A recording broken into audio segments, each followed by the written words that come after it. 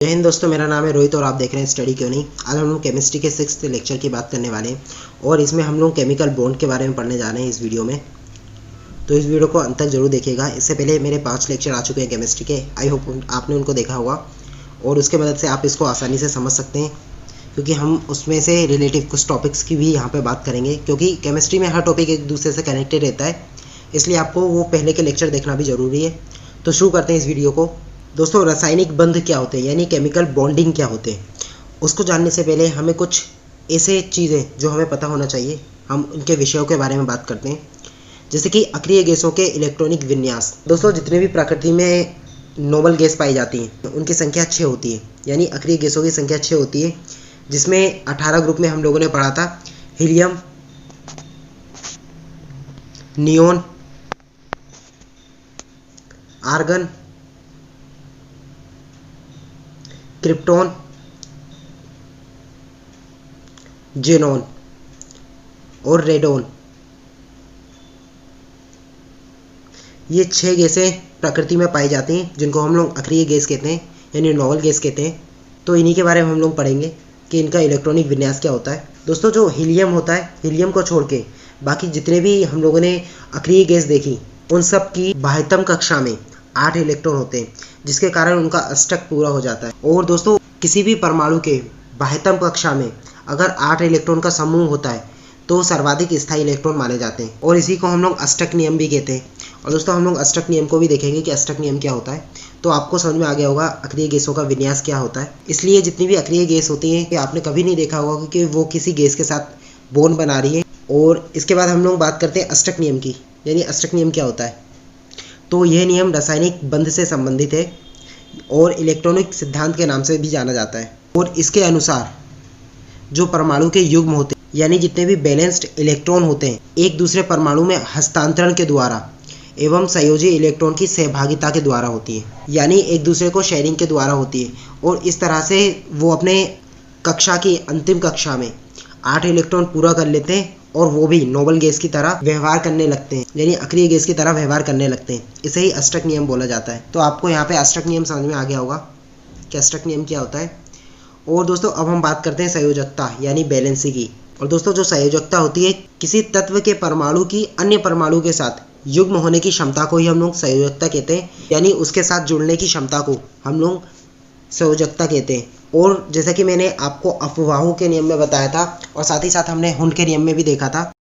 दोस्तों, अष्टक नियम के अनुसार अगर किसी तत्व को स्थायित्व की प्राप्ति करनी है तो उसके बाह्यतम कक्षा में 8 इलेक्ट्रॉन होना चाहिए। परंतु अगर हमें किसी तत्व की संयोजकता निकालनी है तो हम जिस तत्व की हमें संयोजकता निकालनी है तो उसके अंतिम कक्षा में उपस्थित इलेक्ट्रॉन को हम लोग 8 से माइनस कर देंगे, तो हमें संयोजकता प्राप्त हो जाएगी। जैसे कि हम लोग ऑक्सीजन की बात करें तो हमने देखा था कि उसके जो दूसरी कक्षा में 6 इलेक्ट्रॉन थे, उसको घटाने पर हमें उसकी संयोजकता पता चल जाती है, यानी जो ऑक्सीजन है उसकी संयोजकता 2 है, यानी वो 2 इलेक्ट्रॉन के साथ बॉन्ड बनाएगा। और दोस्तों, संयोजकता की जगह पे अब हम लोग ऑक्सीकरण वर्ड का यूज़ करने लगे, यानी ऑक्सीडेशन का यूज़ करने लगे।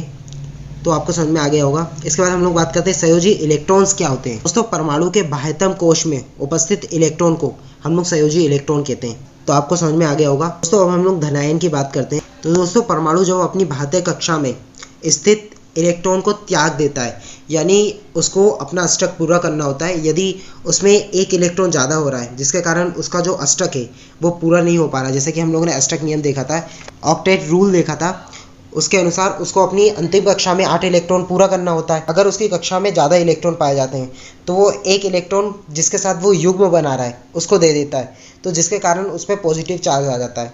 जैसे कि आप यहाँ पे एग्जाम्पल में देख सकते हैं, जो सोडियम है इसने एक इलेक्ट्रॉन का त्याग कर दिया, यानी एक इलेक्ट्रॉन रिलीज कर दिया, तो उस पर पॉजिटिव साइन आ गया।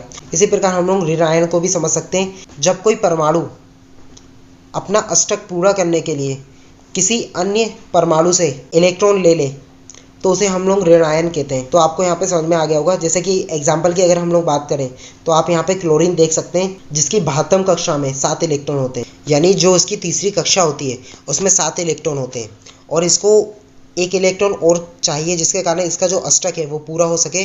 तो इस कारण ये किसी से इलेक्ट्रॉन ग्रहण कर लेता है। जैसे कि आप यहाँ पे देख रहे हैं, एक इलेक्ट्रॉन इसने ग्रहण किया जिसके कारण इस पर नेगेटिव चार्ज आ गया।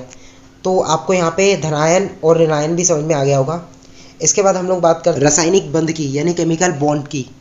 तो केमिकल बॉन्डिंग क्या होती है हम लोग देखते हैं। तो दोस्तों किसी रासायनिक अणु या यौगिक के विभिन्न अवयवों जैसे कि परमाणु हो गया, अणु हो गया, आयन हो गया के बीच में लगने वाले आकर्षण बल को रासायनिक बंध कहा जाता है। यानी अगर हम लोग सीधे शब्दों में कहें तो जब दो अणु होते हैं या परमाणु होते हैं या आयन्स होते हैं उनमें आकर्षण बल होता है, यानी उनमें जो आकर्षण होता है उसको ही हम लोग केमिकल बॉन्डिंग कहते हैं या फिर रासायनिक बंध कहते हैं। तो आपको समझ में आ गया होगा। और ये मुख्यतः 3 प्रकार के होते हैं। तो सबसे पहले हम लोग बात करते हैं विद्युत संयोजी आबंध या आयनिक आबंध, जिसे हम लोग इंग्लिश में इलेक्ट्रोवैलेंट बॉन्ड और आयनिक बॉन्ड कहते हैं। तो जब दो परमाणु यानी 2 एटम्स के बीच इस प्रकार का बंध तब बनता है जब एक तत्व दूसरे तत्व की ओर एक या अधिक इलेक्ट्रॉन का स्थानांतरण करता है या फिर स्थानांतरण होता है। इसे ही आयनिक आबंध भी कहा जाता है। तो दोस्तों इसको हम लोग एग्जाम्पल से देखते हैं। यहाँ पे आप सोडियम देख रहे होंगे जिसकी भारी कक्षा में एक इलेक्ट्रॉन स्थानांतरण क्लोरीन की तरफ होता है, यानी इसमें एक इलेक्ट्रॉन ज़्यादा पाया जाता है क्योंकि इसको अपने अष्टक इलेक्ट्रॉन पूरे करने होते हैं।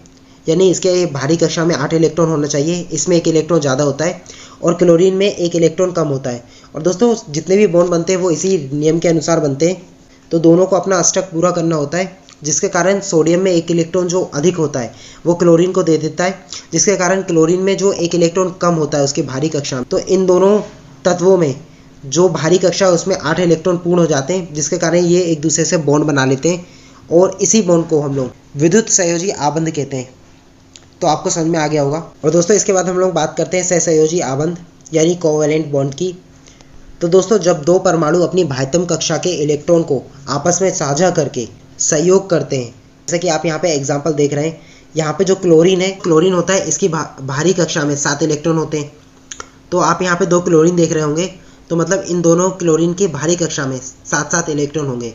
तो ये अपना 1-1 इलेक्ट्रॉन साझा कर लेते हैं। इस वाले क्लोरीन से 1 इलेक्ट्रॉन जाएगा और इस वाले क्लोरीन से 1 इलेक्ट्रॉन जाता है। और दोस्तों ये दोनों साझा कर लेते हैं, और जिसके कारण इस वाले क्लोरीन को भी 1 इलेक्ट्रॉन प्राप्त हो जाता है और इस वाले क्लोरीन को भी 1 इलेक्ट्रॉन प्राप्त होता है।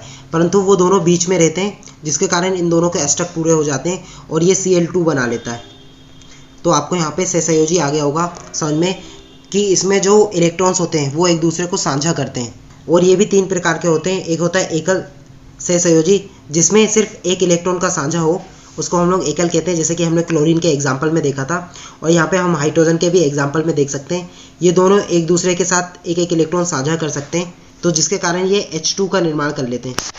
और दोस्तों दूसरा होता है द्विक सहसंयोजी आबंध यानी डुअल कोवैलेंट बॉन्ड। तो यहाँ पे हम लोग एग्जाम्पल की बात करें तो ऑक्सीजन का एग्जाम्पल आप यहाँ पे देख सकते हैं। जो ऑक्सीजन होता है उसकी भारी कक्षा में 2 इलेक्ट्रॉन की कमी होती है, तो ये अपने 2 इलेक्ट्रॉनों के साथ साझा कर लेता है। मतलब 2 इलेक्ट्रॉन इस वाले ऑक्सीजन से आएंगे और 2 इलेक्ट्रॉन इस वाले ऑक्सीजन से आएंगे, और ये साझा करके इन दोनों के मध्य रहेंगे, जिसके कारण ये अपना अष्टक पूरा कर लेता है और ये O2 का निर्माण कर लेता है। इसके बाद त्रिसहयोजी आबंध की बात करें, और दोस्तों यहाँ पे 2 इलेक्ट्रॉन और होते हैं, क्योंकि जो नाइट्रोजन होती है उसकी भारी कक्षा में 3 इलेक्ट्रॉन की कमी होती है अष्टक पूरा करने के लिए।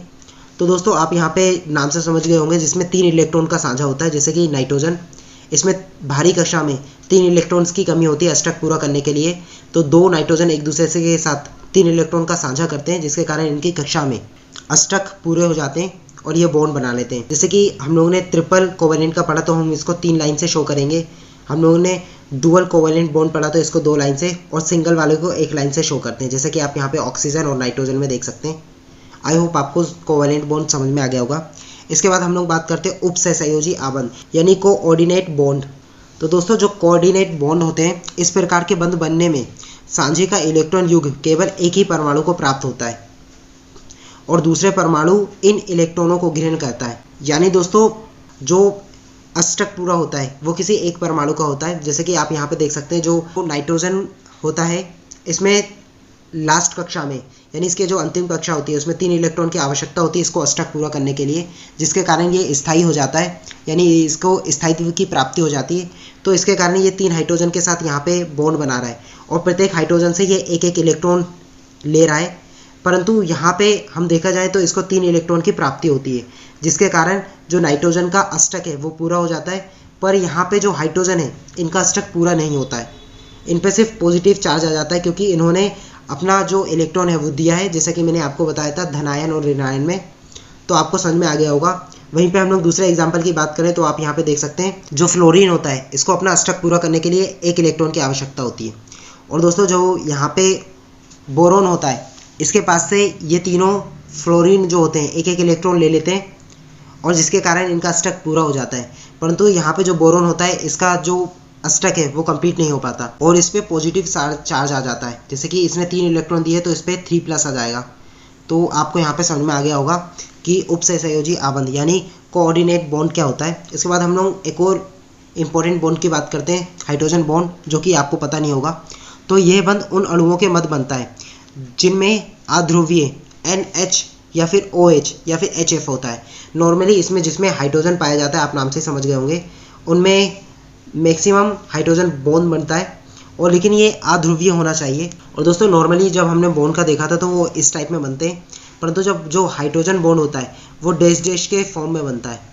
तो आपको समझ में आ गया होगा हाइड्रोजन बॉन्ड के बारे में।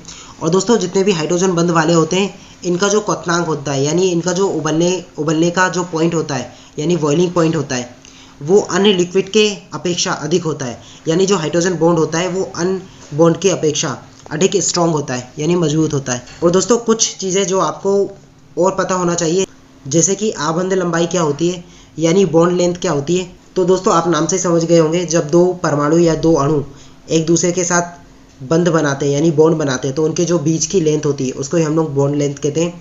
अब बात करते हैं आबंध कोटि क्या होती है यानी बॉन्ड ऑर्डर क्या होता है। तो दोस्तों जो सहसंयोजी आबंध होता है यानी कोवैलेंट बॉन्ड होता है उनमें 2 परमाणुओं के मध्य जो बॉन्डों की संख्या होती है उसको ही आबंध कोटि यानी फिर बॉन्ड ऑर्डर कहा जाता है। तो आपको समझ में आ गया होगा, जैसे कि हमने कोवैलेंट बॉन्ड में देखा था सिंगल, डुअल और ट्रिपल का हम लोगों ने देखा था, तो सेम यहाँ पे वही बताया जा रहा है कि क्या होता है।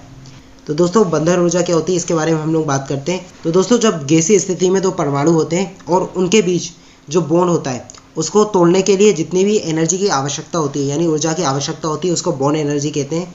और दोस्तों यहाँ पे स्क्रीन पे आप यहाँ पे एक बॉक्स देख रहे होंगे जिसमें ये बताया कि कौन से बॉन्ड एक दूसरे से ज़्यादा स्ट्रांगली जुड़े रहते हैं। तो यहाँ पे बॉन्ड की एनर्जी का क्रम बताया गया है कि जो एकल बंध होता है यानी सिंगल बॉन्ड होता है उससे ज़्यादा एनर्जी डुअल बॉन्ड की होती है और उससे ज़्यादा एनर्जी ट्रिपल बॉन्ड की होती है यानी त्रिबंध की होती है।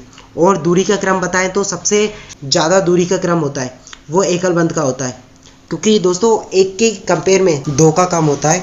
और अगर हम लोग 2 के कंपेयर में बात करें तो जो त्रिबंध होता है वो और कम होता है। इसके बाद हम बंध की क्रियाशीलता की बात करें तो जो त्रिबंध होता है वो अधिक क्रियाशील होता है द्विबंध से, और जो द्विबंध होता है वो अधिक क्रियाशील होता है एकल बंध से। और जब 2 परमाणु के बीच आबंध बनता है तो निकाय की ऊर्जा पहले से कम हो जाती है यानी जो उसकी ओरिजिनल एनर्जी होती है बंध बनने के बाद वो एनर्जी कम हो जाती है।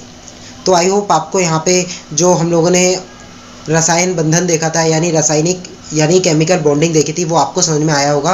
अगर आपको ये वीडियो अच्छी लगी तो मेरे चैनल को अभी सब्सक्राइब कीजिए दोस्तों, लाइक कीजिए और जितना जितना हो सकता है इस वीडियो को शेयर कीजिए और नीचे आ रहा है बेल आइकन पे भी क्लिक कीजिए जिससे मेरी वीडियो की लेटेस्ट नोटिफिकेशन आपको मिल सके और आप उसका लाभ उठा सके। तो मिलते हैं नेक्स्ट वीडियो में। जय हिंद।